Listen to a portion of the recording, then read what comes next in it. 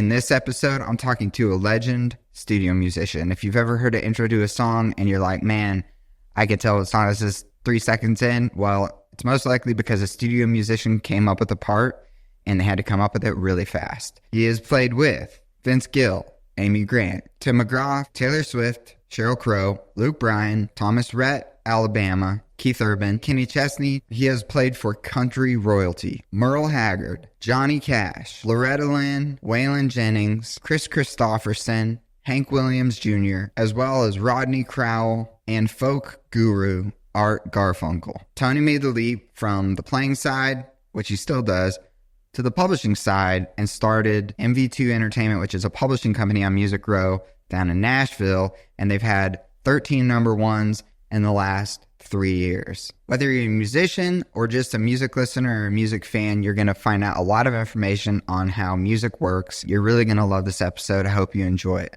Here's Tony Harrell. Tony. Yes. Thanks for being on the podcast. I am so glad to be here, Stephen. Yeah, I was thinking before we did this about your accomplishments. Taylor Swift all the way to Johnny Cash and basically everybody in between.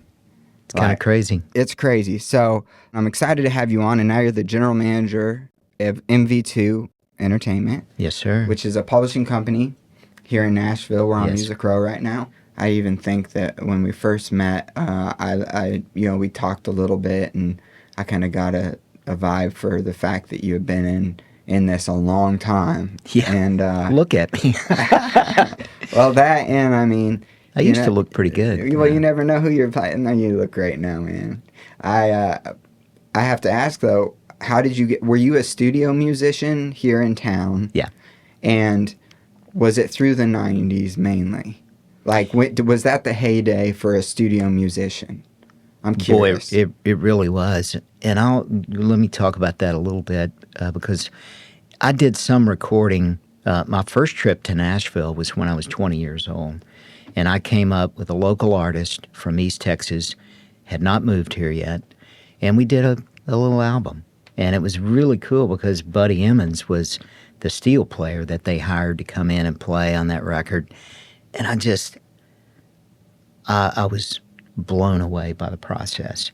And at that point, it was like, this is what I want to do. I want to be a studio musician. So fast forward 4 years later, when I was 24, I moved to Nashville, June 1st, 1984. And I came up, a friend of mine told me about an audition. Johnny Paycheck was looking for a piano player. So I came up, auditioned with Johnny Paycheck, got the job, and moved June 1st, 1984, jumped on a tour bus, and went straight back to Texas. To do the Texas circuit? To play shows, yeah. Yeah. Of course, we went all over. Okay. But that was my first job when I came to Nashville, was with Paycheck.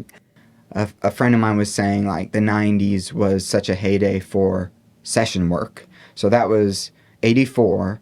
So you fast forward into the 90s. Yeah. And what does that look like, moving from the road to the studio? What was that transition? It's brutal. Yeah. It was incredibly tough. Super fortunate, very blessed to have had some pretty good road gigs. Crazy, but I was making a good, solid living. But at that time, it was really hard to make the jump from you were either a studio guy or you were a road guy. And I was a road guy. And so I started taking any kind of demo session I could get on to record. And that was even back in the 80s. So it was kind of a slow crawl over the next few years. Mm-hmm. And really, by the 90s, there was such, there were 20-something labels in town in the 90s. And now it's growing, it's looking like that era.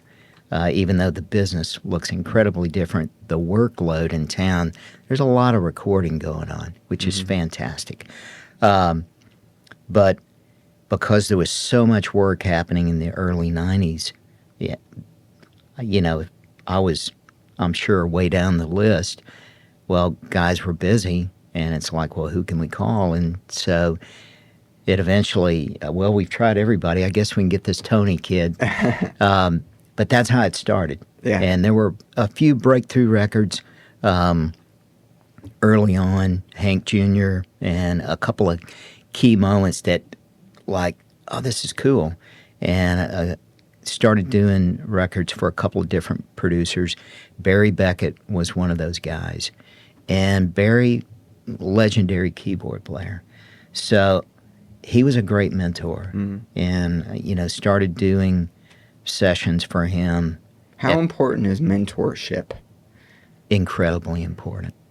And to have a guy, Barry was a great mentor for me, and a lot of the musicians at the time.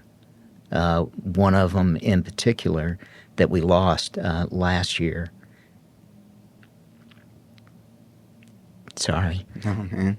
It's all good. Dear friend Michael Rhodes was same thing. I mean, he just kind of took me in under his wing and really helped because he was already kind of entrenched in some cool camps with Rodney and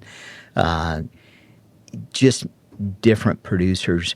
And he really helped me and a handful of other musicians that, would refer me. And That's say, awesome. hey, you ought to check this kid out. So you learn from them not only as mentors in the sense of probably their playing style, but more than anything, the relationship that you had with them that you developed. And really kind of how the town worked, and what was expected. Yeah. You had to bring something. And it's studio. The process can happen really quick. And you can go from, playing whole notes to, little baby parts to suddenly it's like, we need an intro. And it's like, we need some magic. And you're in the hot seat or you're playing a solo or whatever it might be. And you got to deliver. And you got to deliver quick. It needs to be really good, memorable, iconic, and quick.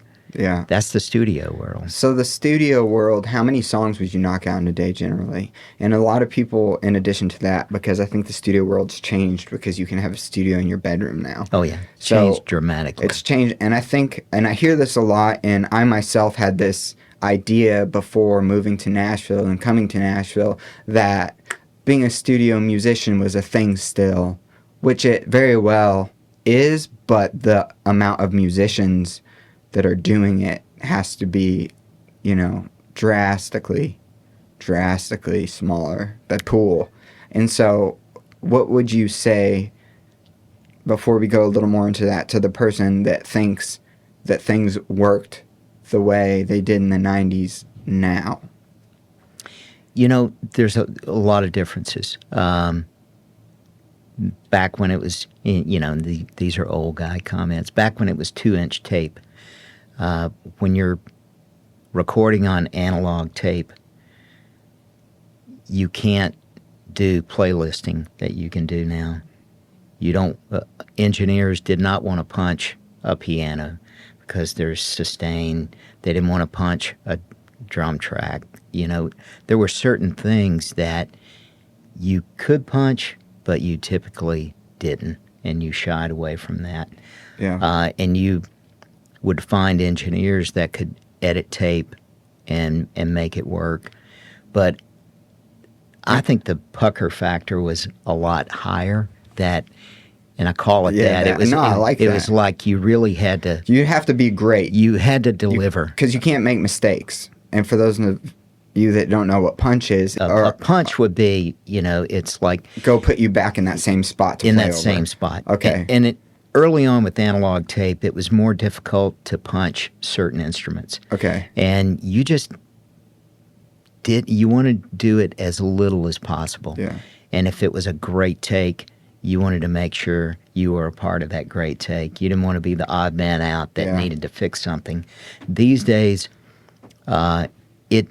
it's way different because you can do playlists, you can really edit seamlessly.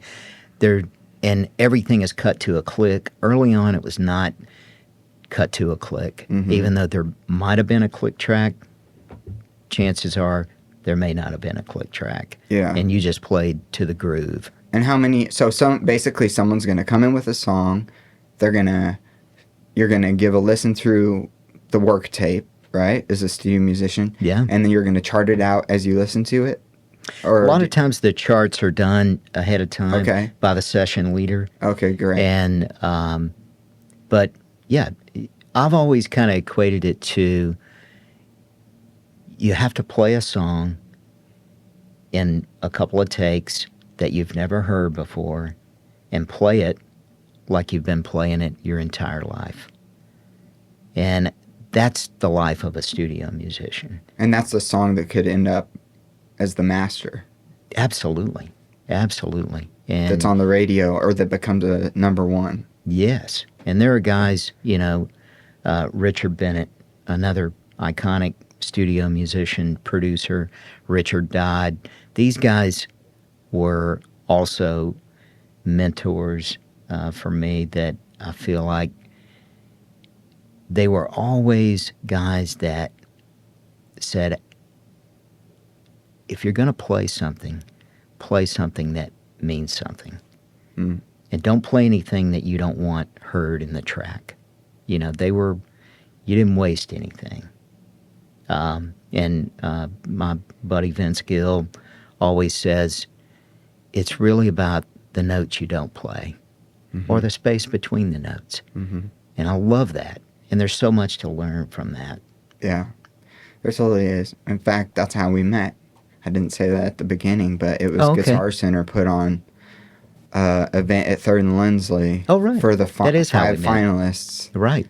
And I was Vince one of them. Yeah. Yeah. And so I've got to know him a little bit. He did tell me he comped some solos on tape, though, at times. Oh, yeah. But I'm sure he had the luxury of doing that as well. It was done, but not to the degree it is today. Yeah. And especially in the moment, and you were asking about, I'm kind of going back, you ask about, how many songs that people would typically do. Yeah. And that really always depended on the artist, the producer, because they all work at a different pace. Some Probably guys, the budget too, I'd imagine. It's budget, it's pace, it's really how they work. There are some producers, you're going to spend a day on a song. That's there are some guys that are, a couple of songs per session. That's really your typical pace. Taking your time would be 1 song per session, clipping along on a record date. If you cut 3 songs in a session, that's an hour a song. You're moving. Yeah. And guys do that, but not, a typical pace is 1 to 2 songs, and you'll cut a basic track. Yeah. And then overdubs will be done later. Sometimes I have this romanticized idea of that 90s period, and I don't know if it was like this, so this is why I'm asking, that you had like the Swampers, out of Muscle Shoals. Yeah. And they were playing these soul records, but they played together all the time, so they had synergy. Was it like that as a studio musician? Absolutely. So you got to know the guys, you knew how they'd play, you could head nod each other, and there was just a vibe that worked really well to get stuff knocked out. Absolutely. At any given, there were probably, it's 5 or 6 guys deep in each slot. So it's really the equivalent of 5 or 6 bands that you get to play with on a regular basis. And and there's still that today. It's not to that degree, I think, because it's just smaller, it's more compact. Everybody has a studio. In that era, if you're going to do a record, you're going to be in a studio. You're going to be in Sound Emporium. You're going to be at Ocean Way. You're going to be at the Tracking Room. You're going to be at Emerald. You're going to be in a real studio A lot of records can be built piecemeal today, where they're the bones of a track, and then you're sending hard drives via Dropbox and that kind of stuff for overdubs. Yeah. Are the artists even present? Like some of the newer artists, Luke Bryan, Jason Aldean, Oh, yeah. the Taylor Swift stuff. Absolutely. Do they like to be there when the tracking's going on? Absolutely. Okay, that's good. Absolutely. And I think that part hasn't changed. I think there are instances where an artist can't be there, and now you're seeing, a vocal that may be generated or whatever to cut a track to. Used to, you would have a stunt singer come in. Yeah. I did a Randy Travis record, and Randy couldn't be there, and on one of the tracking dates, and they had a guy singing the parts, just so we had a vocalist. Yeah. But these days, I mean, typically the artist will always be there, unless there's some reason not to be there. Yeah, that's great. Because I like to think that the artist is still intricately involved in the process. Oh, yeah. And has the ear and says, Absolutely. it's a collaborative process, I feel like that's what music needs to be, is collaboration. Yeah. Now, I'm a little interested in you've played on so many different records. What are some of your favorite songs that you might be in a restaurant or something and it pops on and you're like, I came up with that keys part? Is that something you've experienced? Yeah, it has been. And I don't know. I think there's a few of those. And then you have those moments of, oh, wait, that's me. And my kids used to, would always play games where they were little, with the radios, like, Dad, there you are, or whatever, And that was cool. Jason Aldean had a duet with Kelly Clarkson it's my intro. Oh, that's cool. Which was cool, and you look at things like that, and that was one I just thought of. That was a very big song, as I remember. It's a giant Don't song. you want to... Don't you want to stay? Stay, yeah. And I was trying to think of the... I mean, that in and of itself answers the question, because it's like, like if you're a studio musician, you're getting paid a certain rate to play. I don't know how that all breaks down these days, but you will basically get paid. You play on the song, and then when it goes out into the world, no matter how good it does or doesn't do, you were paid a flat rate to play on the song, or do you get royalties from songs you played on? There is a thing called sound exchange, and there is a musician pool for that. I don't understand the formula, and I think that's by design. They don't want you to understand the formula. No, but the musicians participate in a pool. Oh, that's cool. I do know what those percentages are. Yeah. But they don't put all songs in there. I think that's what I meant by my comment. I'm grateful for that. That's not always been around. Yeah. That's cool, because I've done demos for like other publishing companies, and you get just paid a flat fee. Yeah. And that's that. So, and it's really kind of that. It's limited markets that you get paid that residual for. Mm-hmm. But Sound Exchange Pool is the record label participates in 50% if it's 100% pie. The artist gets 45%, and non-featured artist, which is background vocalist and musicians, share a 5%, 2.5% each. So that's the pie of Sound Exchange, and we are grateful for that. It's been an awesome thing for musicians. Hasn't always been there because it's a digital royalty. Yeah. As far as we do not get residuals on radio airplay. Yeah. The United States is one of about 3 countries. It's the only first world country in the world that doesn't pay radio residuals to musicians. Yeah, that's so sad. It is sad. Because to me, like, coming up with the piano part to an intro or a guitar part to an intro, it's like the signature thing of the song. You hear it, and within the first 2 seconds, you're like, oh, it's that song. I'm going to stay on the radio station, or I'm going to listen to it because I love it. And someone came up with that was a studio musician, and the fact that they came up with such an integral piece of the song, but there's not the, monetary, I guess, side to it. Right. And Well, it's just, it made me not want to do demos anymore, because I was like, man, I spent so much time on coming up with this cool thing, and if they cut it and they use my part, I'm not going to get any money because I got paid $500 to do a demo. Yeah, right. You know what I'm saying? Right. I really know what you're saying. I mean, and you can think of all through the years iconic songs. I mean, if you're just thinking in Nashville, you think of songs like Chattahoochee, Alan Jackson, Brent Mason, and you instantly recognize the song. So, that's Barry Beckett, you mentioned the Swampers, old time rock and roll, the piano lick at the front of it, Barry Beckett. It's iconic. Yeah.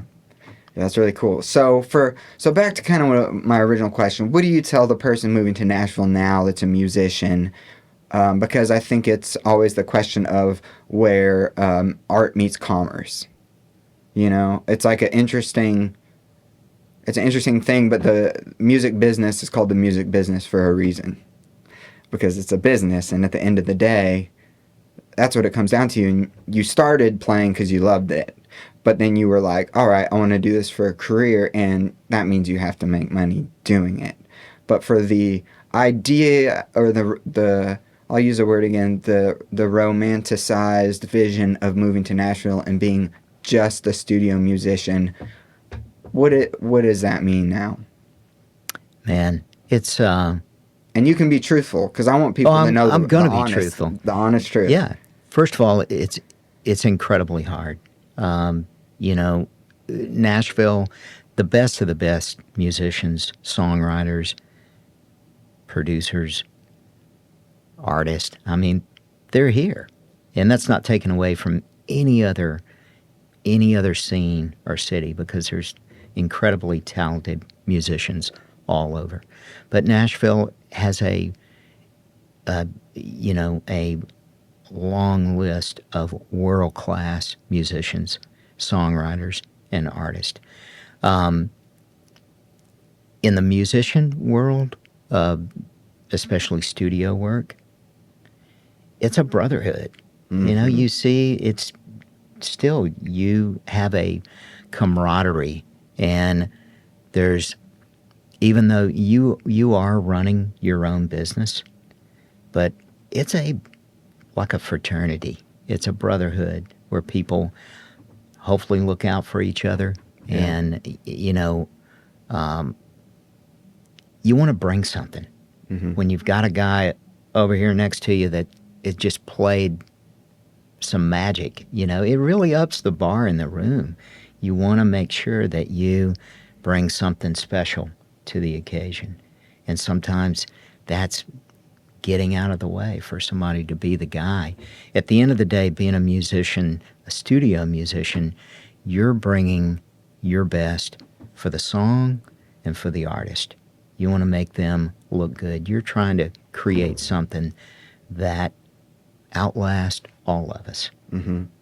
Yeah, that's a good way to look at it. And I think it's a way that even we should approach music now as musicians. Absolutely. As what's going to outlast all of us, thinking long term. What's going to be, the records that I still listen to from the 60s and 70s are going to be cool, then, now, and I'm playing them for my almost 1-year-old son, and we're going and buying vinyl and listening to it and just having a blast discovering, artists and things like that. And unfortunately, the lack of record sales has made just the economic side of the music business so difficult. When Napster rolled around, then streaming, and then just the plays on streams.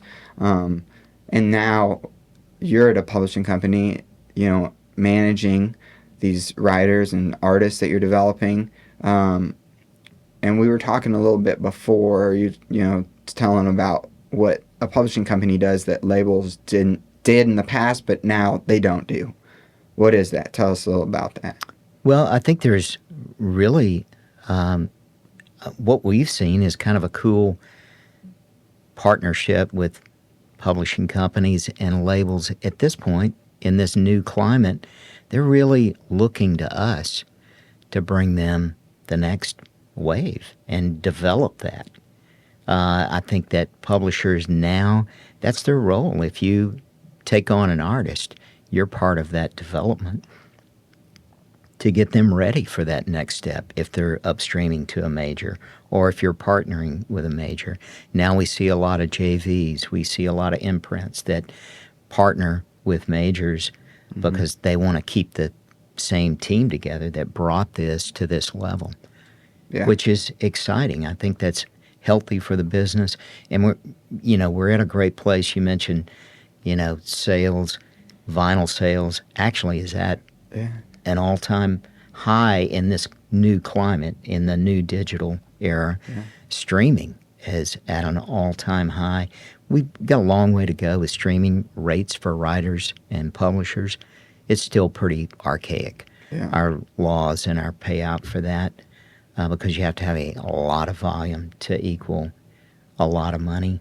So, but we are optimistic and grateful that a lot of things have been addressed, and it is a streaming world. It is. And it's a short attention span world. Big time. And that's something that I think that social media has just trained everybody to have a short attention span. So I would even think in the, writing and producing and releasing of music, there's that thought process, the process of like, we have to captivate the listener within X amount of time to get them to stick and listen, to stay and listen. Would you agree? Completely. Okay. Absolutely. I think, you really see it with social media that, our challenge is how do you catch their attention? How do you hold their attention? But it really goes back to, now sitting on the publishing side and sitting on the business side, you really have to capture them. And this was always our challenge as a studio musician. You wanted to give them something, give them a nugget, give them an earworm, give them a melody that they can hang on to, the listening audience, that they want to go back or they're humming it by the end of the song or by the second chorus, they know the chorus. I don't think that part has changed. The package that it's in has changed, but that conceptually, I think attention spans are much, much shorter. And people want things immediately and they're on to the next unless you really give them something compelling. In terms of social media, how important when you're looking to sign someone to a publishing or a development deal they're going to go hand in hand?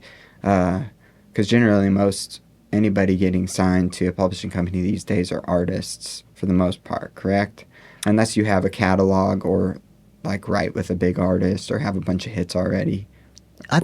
No, I think there's still legit straight up songwriters that get signed. It's a mix. I think it's a pretty healthy mix of both. Okay, that's great. But, as far as, I think where you were going to ask about social media presence and following. Yeah. And how important is that in your the decision? Because it's almost like they have a built-in following already, so that they have an interest. There's like that data, essentially. Oh, this person is independently, developing and creating interest and, stirring the pot a little bit to the point where we need to check them out. Absolutely. It is important. I don't think it's the defining thing, but it is important. It is important. And I was trying to equate it to, back in the day, if you go hear a band or an artist and they're playing and the place is packed out. I look at real fans on social media. That's if somebody is organically connecting in that sense as an artist, that is a big plus, and we do look at that. Yeah, for Labels really look at that. And I think part of the success for you guys, because you've had, 13 number ones in the last... 3 years. 3 years. Yeah.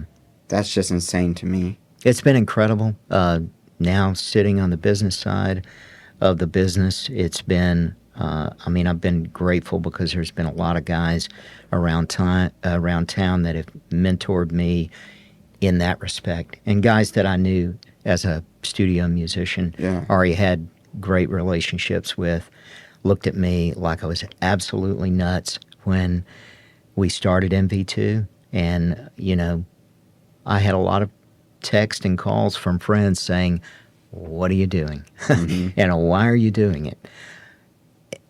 And as I said before, our first 5 years were tough.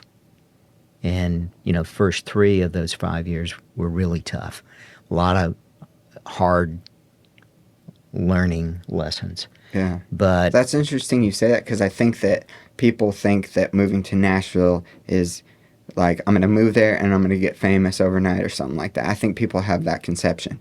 And then I'm talking to you, someone that's a veteran in the music business.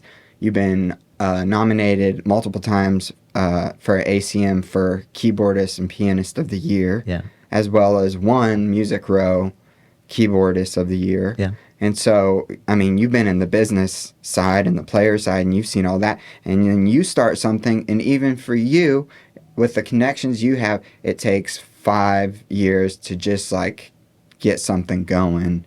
And then, that says a lot to me about the fact that the business side isn't a walk in the park either, right? It's tough. Yeah. It's really tough.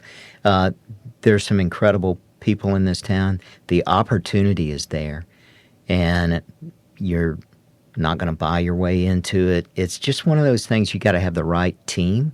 You have to have the right parts and pieces. You got to have the right music, and relationships. Yeah. Relationships are key, but then you also have to have the, for the publishing side, you got to have the songs to back it up. And thankfully, we've got hits in our catalog, hits that people have never heard.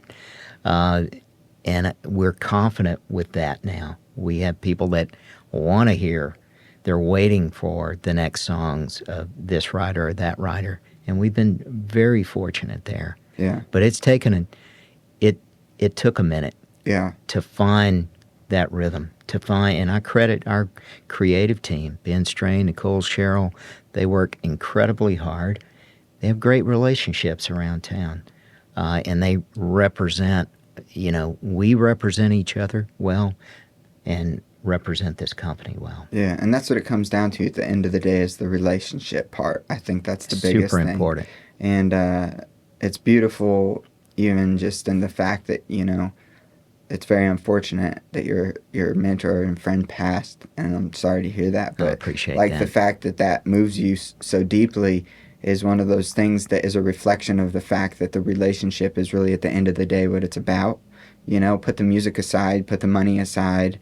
It's those relationships that you cultivate with people over the years that are the thing that you look back at and you're like, man, that was fun with that person, or that, remember this. Oh, yeah. That's awesome. Yeah. What would your biggest piece of advice to someone that wants to move to Nashville and make it? What are those big pieces of advice that artists and writers need to hear that they don't hear necessarily? Always, I tell our writers this, I tell our artists this, I tell our team this here. Know who paved the road that you're walking on. And be a study of this business. Be a study of the greats, the obscure, the great songwriters, the great artists, the great publishers and label executives, and people that were just, the people that found and discovered and mentored talent. Learn who these people were that even came before you. Be a study of this business. Study your craft and really have something to offer that's unique. It's easy to come to this town. You just go down to Lower Broadway and look in any, club there, and there's hundreds of musicians, and there's dozens of people on the stage that are trying to make it in this industry. And that can be a trap as well, It right? can be, absolutely. Yeah. Do you have You questions? asked me about when you said Art Garfunkel. Yeah. That was a memorable session. Yeah, let's talk about that. Art Garfunkel, that was on 9/11. No way. So, which was a Monday. We had a week booked in the studio with Art to start a record. And before I came into work, that was happening. So got to the studio. Of course, everybody's glued to the TV watching that. And he's freaking out. The producer's freaking out because they live in Manhattan. And they can't get in touch with anybody. All the phone systems are down. So, about 11 o'clock, after, we all kind of started breathing a little bit, it was like, okay, we can sit here and fret and worry, or we can create a record, and we can cut a record. So we cut a record and just kind of dug our heels in. Obviously, phone lines eventually started working, and they were able to get in touch with their families in New York. But that was an odd and I will never forget that morning or that week. Oh, yeah. I'll never forget. I was in 7th grade. I remember everything about that day. When emotion's tied to memory, man, there's something. Oh, yeah. There's something there. Absolutely. Taylor's just so huge now. Yeah. Were you playing on her country stuff? Yeah. Played on her first 2 records. Okay. And my favorite 2 records of hers. well, that's cool. And the first, even before those 2 records that came out, there was another record recorded with a different producer, and they actually canned that record. And Scott Borchetta's credit, he bet the farm on Taylor. He had a vision, and the first record that I did with her, I remember she rode to the studio with her mom. Didn't even have her driver's license. So, and we cut that particular record at the tracking room. Okay. And her and her mom were there. Scott Borchetta, like I said, was a visionary with that. He documented, he had a film crew there, the whole thing. That became, I think, like one of her first documentaries. Interesting. Yeah, which is that's he smart. saw it. He saw the That's vision. some forward thinking there. Yeah. And kudos to him for doing that. I mean, and, the rest is history. That record, I think they canned that record and ended up changing producers. And so the next 2 records were a different producer. Nathan Chapman did those.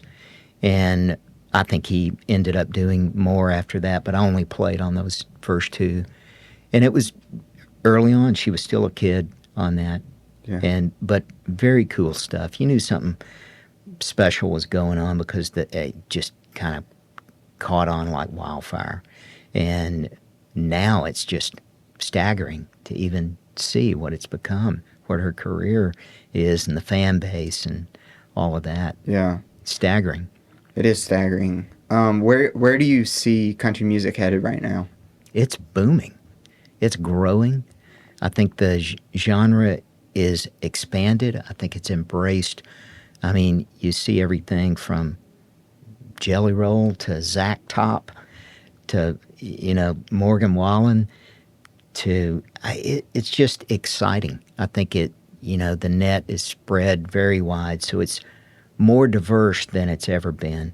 But I think the pockets of true country music are still there. You still have to find them. Yeah. It's not, and some people, you get pushback from that because they feel like, it's sold out. I like to hope that the values stay true with country music, because it's always kind of been a, the lyric meant something kind of genre, and I hope that that doesn't change. But the values is in like a more wholesome style of music. Yeah, I'm with you on that. Yeah, and it's storytelling. It's real life, whether good, bad, or indifferent. Real life in a 3-minute song, and hopefully that piece of it never changes. Yeah, when you're looking and you're developing an artist, and you're looking for the song, you're looking for the single, the elusive single. And I think there's probably been times like Vince's, big break was a ballad. Yeah. Like, I don't know that anybody thought that was going to be the case. Do you know if anyone did? I don't know. I have no idea. I don't know either. Yeah, I have no idea. But I mean, I wouldn't think. I'm just going to make that assumption for now. But when looking for that song, is it a feeling that you feel? Is it a collaboration amongst everybody that everyone hears it and kind of is like, yeah, this is the one? What is that? I think there can be that, where it's kind of like the it factor. It's like something bigger than the song just happened in the room. And I've seen that happen, to where you just get that feeling, and the hair on your arm is standing up and you get the goosebumps, and it's like something bigger than us just happened.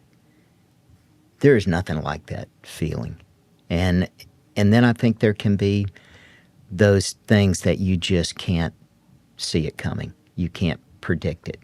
If you get a song like Achy Breaky Heart that was pretty polarizing, that, I know the stories of people pitching that song, and a lot of pushback, to where I knew one person at the label said, don't ever bring that song in here again, and it ended up, the rest is history. After Billy Ray Cyrus cut it, Harrell Shedd took a chance on it, and it was like, but I think he saw it.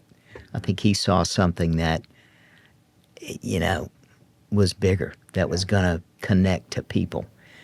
Yeah, when signing with someone, how important is it that they believe in you? Because let's say there was multiple options. Like, someone could believe in you more than someone else. And it was interesting hearing you having the conversation after you guys tracked a little while ago, because the encouragement and the belief was there on your end. And I was like, as an artist, to be told those things and have that coming from someone that is going to have an instrumental role in my career, that's what I want. And I don't know that everybody gets that when they go into signing something, or it could be a very large label, it could be a large publishing company, and they just don't get the attention necessarily. What's your advice on that end? Man, I think you always got to find something to affirm somebody with.